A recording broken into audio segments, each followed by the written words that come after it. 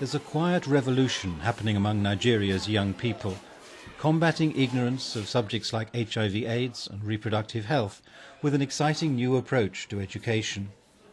First off, young people are introduced to a new group of teachers.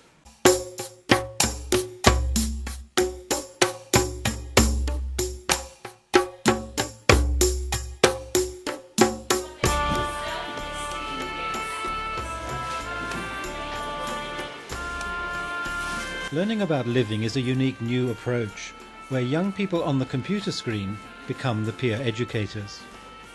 And more computers are being provided in schools, like these Intel Classmate laptops and MTN's School Connect program, all helping young people learn in new ways about themselves and the dangers they face from threats like HIV/AIDS.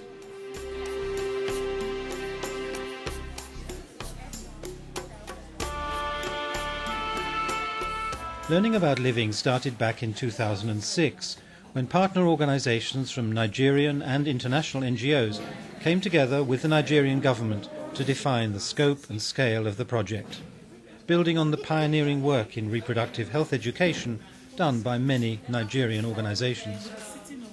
It's been very interesting having everyone together, and of course it's a little challenging making sure everyone's on the same page, but it's been so successful so far, and it looks like it's going to keep that way. The actual key point is that everyone is concerned that young people get information that they require, and so it keeps everyone going. At the end of the day, the focus is the young people. Using the computer is the best way for learning because it enhances learning and gets the student enthusiastic to know much things of what they've not been taught by their parents and by their teachers, and also try to search more, do more research on topics yet to be treated by the teachers. So it is the best for education. We've tests in two very different schools.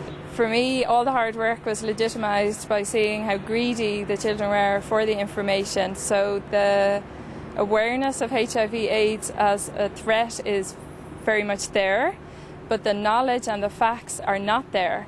So I'm entirely convinced that just filling the need on that one topic is making the project worthwhile.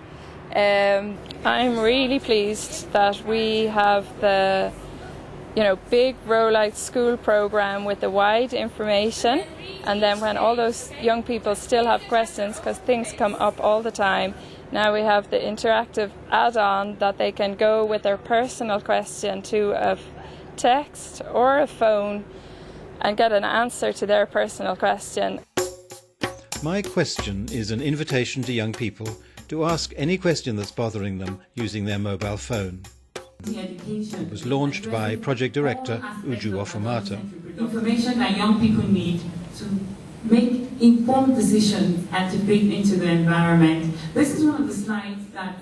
This was a high-profile event, attended by press and television, the Minister of Education and representatives of the many NGOs and donors partnering in the programme.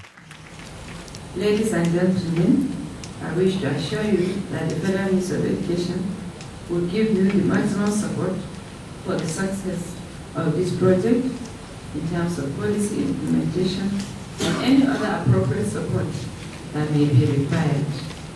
I wish you all the best. Thank you. Thank you so much. Thank you very much.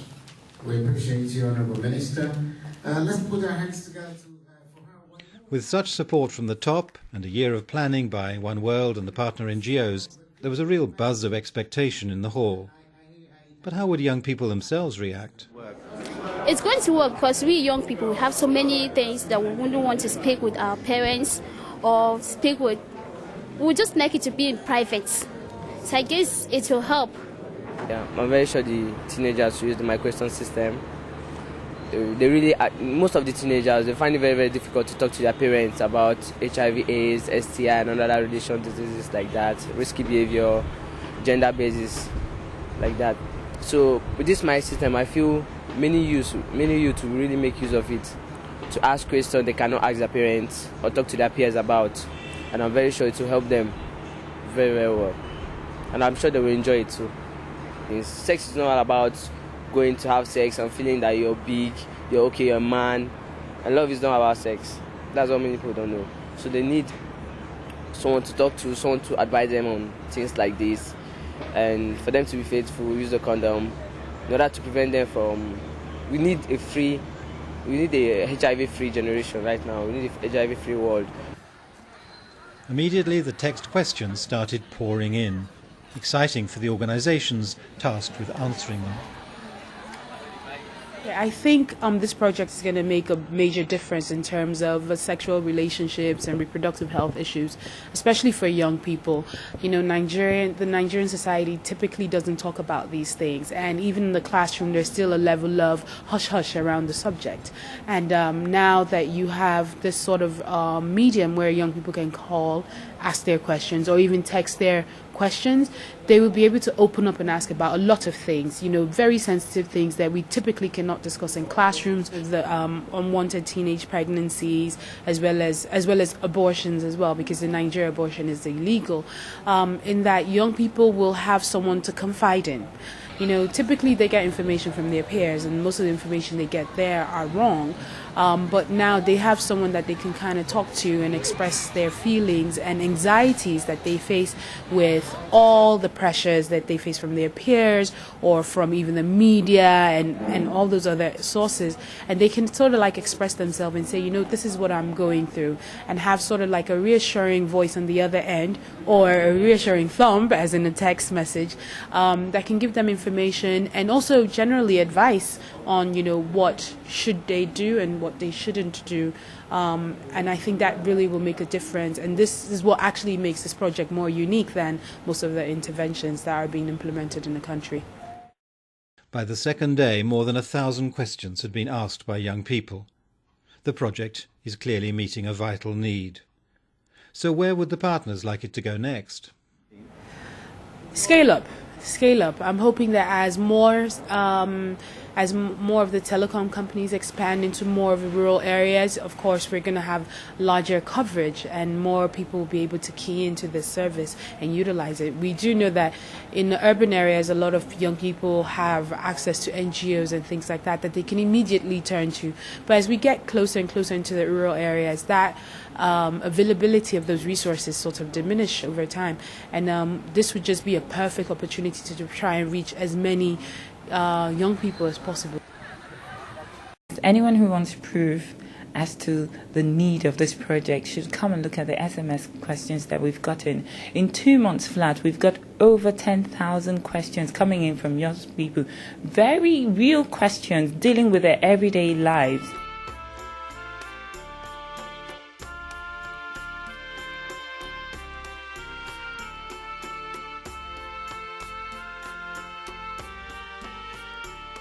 I mean, it's obvious from the questions that we've received how very much young people want this information that we're providing. They need to be able to have an avenue where they can get accurate information without being judged. At the end of the day, their lives may be saved, and that's what we hope that this project will achieve.